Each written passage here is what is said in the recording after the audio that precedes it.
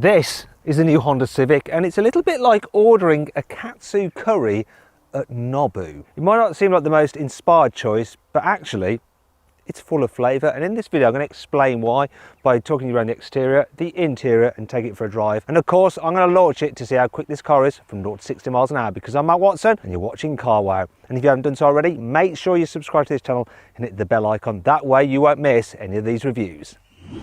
Buy, sell, Carwow. Let's start this video by talking about the design, because the previous generation Honda Civic was a little bit, there's too many like fake vents and stuff going on. It was a little bit odd really. This one is much better, though I have noticed some fakery already. That diffuser is not a diffuser, it's fake. And there's even fake exhausty bits here.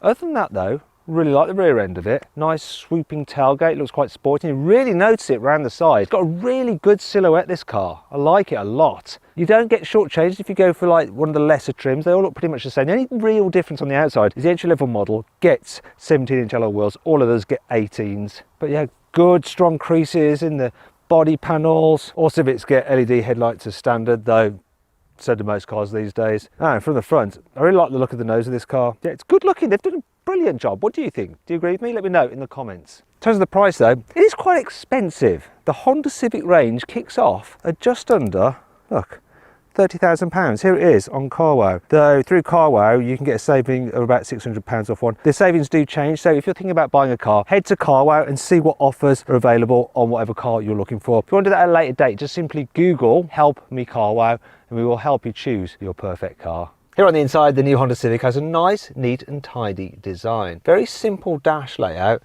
squidgy materials on top, which help make it feel and look premium. Also like what they've done with the air vents. They're like integrated into this mesh here, and you control the direction with these knobby bits here. I also like the fact they haven't been tempted to put the controls for the climate in the infotainment screen. Instead you have physical knobs. Everyone loves a physical knob, especially when you have knobs which are slightly illuminated and provide information like they do on this one. Look, oh lovely, look, I can, yeah.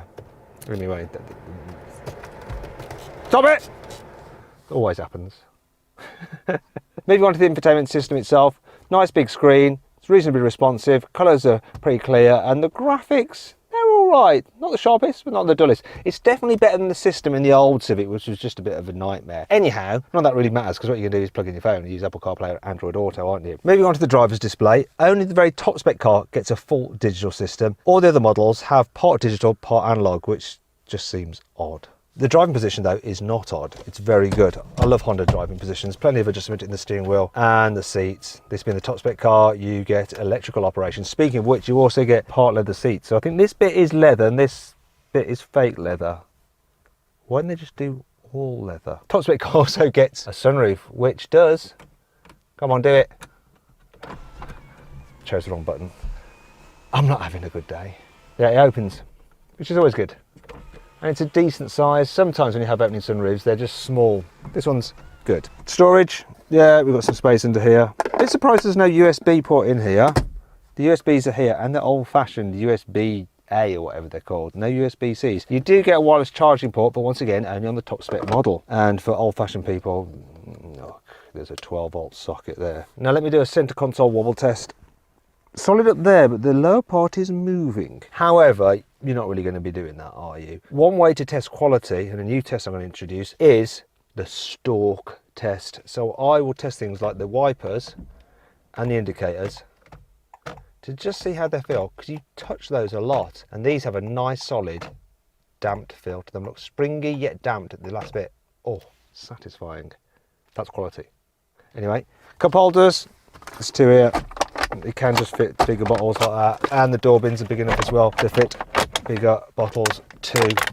So that's all good. It's a well thought out cabin, and here's an example of how well thought out it is. Well, look at this, right? So you've got a sun visor and it moves out there. They all do that, but they don't all do that. See, they've thought about this, Honda have, and they've created a nice, sensible, easy car to live with.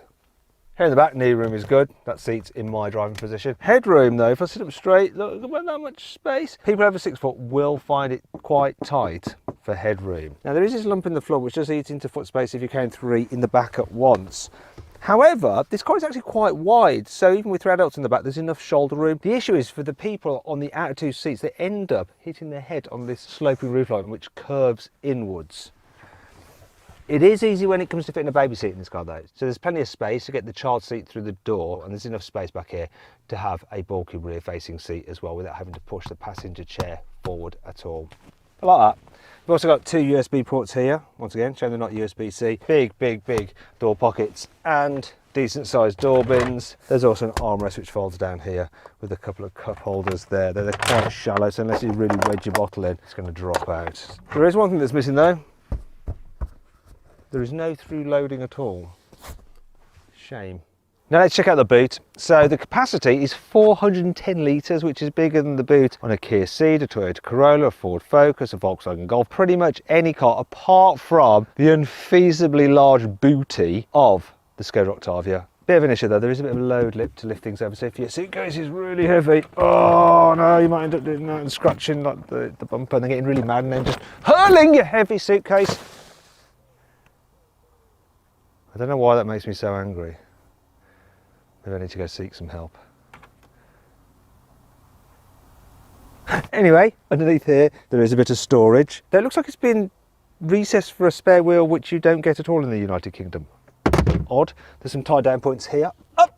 Another one over there, a couple there, there. You've got your 12 volt socket there. That's all good. And then when you fold down the seats, which is quite easy to do, you don't have a completely flat floor. Oh, now I've got to go get my suitcase, bear with me. Why did I do this? I know I shouldn't do this. I need to stop it. Oh. Oh.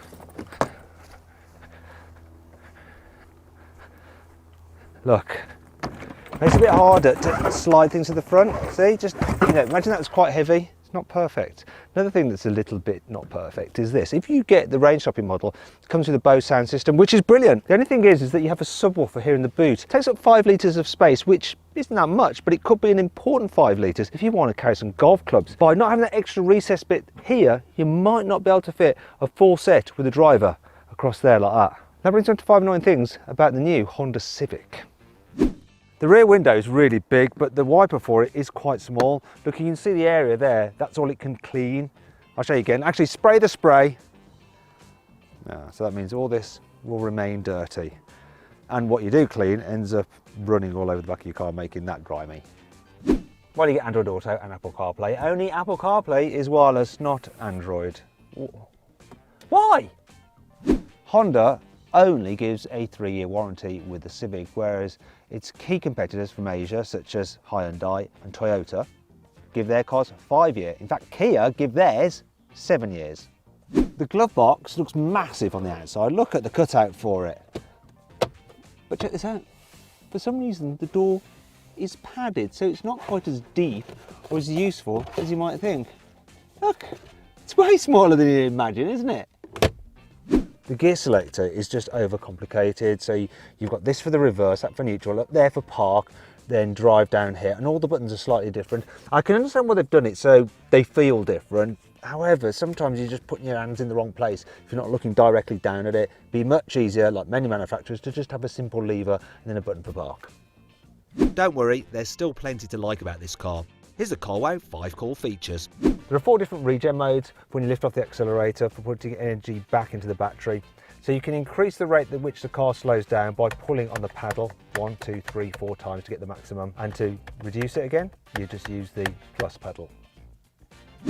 Not all normal, sensible family cars have a driving mode selector, but this does. Look, so you've got economy, you've got normal, and you've got sport. But this goes one better. It has a customizable mode. Look at that. You can actually mix and match the different settings, just as you like it. Honda has the cleverest load cover. Look at this. It's retractable and it's so easy to remove, which means it's simple to store. It's very light, so you can throw it easily as well. It even comes back to you. Ow! Got my fingers.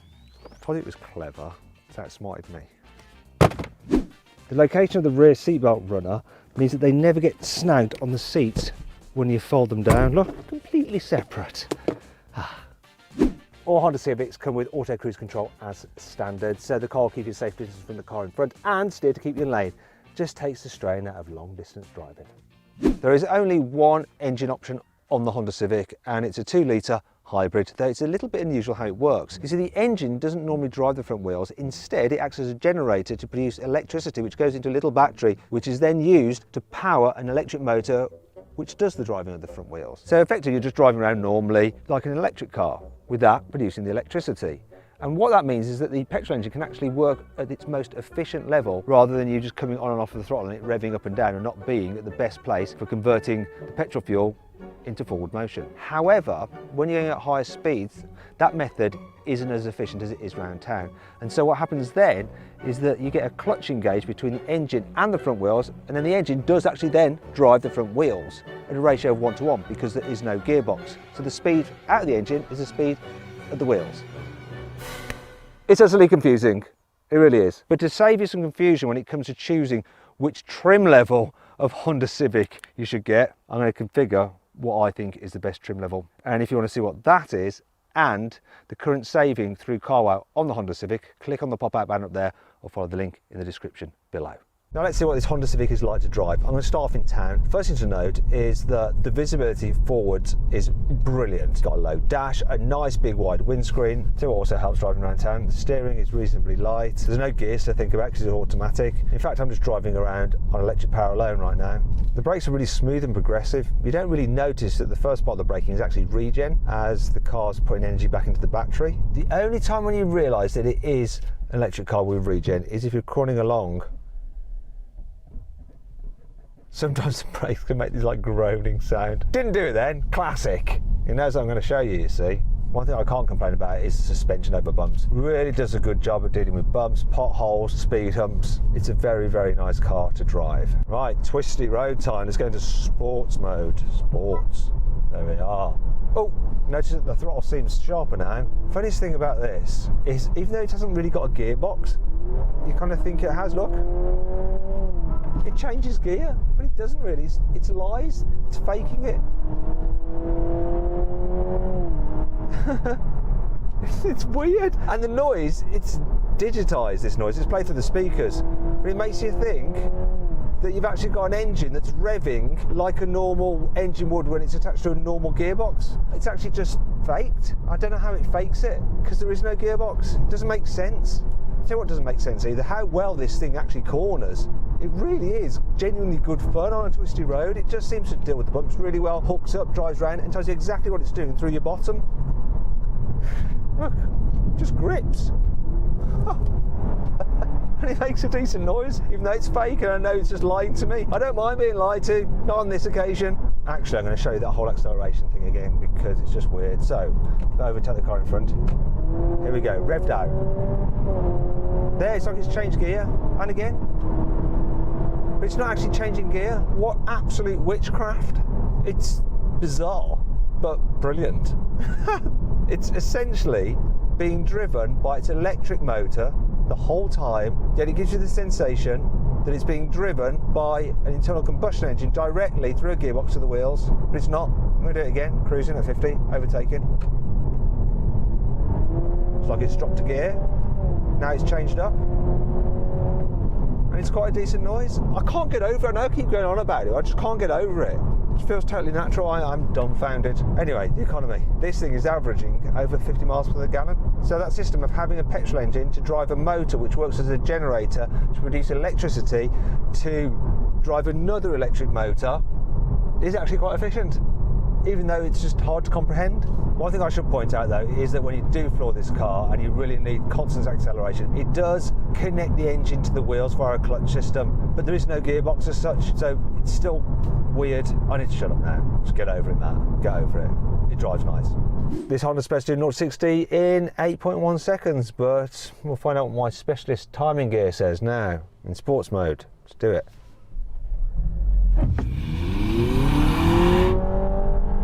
It's so weird the way it revs like that.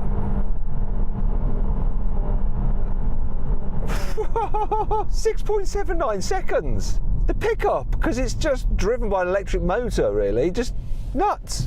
Well, I totally don't believe that. I'm going to have to do it again. Maybe my specialist timing gear was playing up. I'm going to reset it. Let's have another go. Can't be right.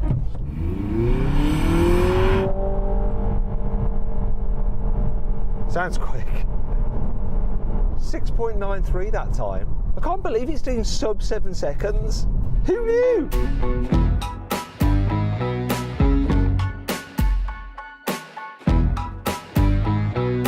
So then, what's my final verdict on the new Honda Civic? Should you avoid it? Should you consider it? Should you shortlist it? Or should you just go right ahead and buy it? I think you should shortlist it. It really is a great all-round family hatchback. I hope you all enjoyed the video. If you did, give it a like. Let me know what you think of my verdict in the comments below. If you want to watch some more videos, just click on those windows there. Thanks for watching.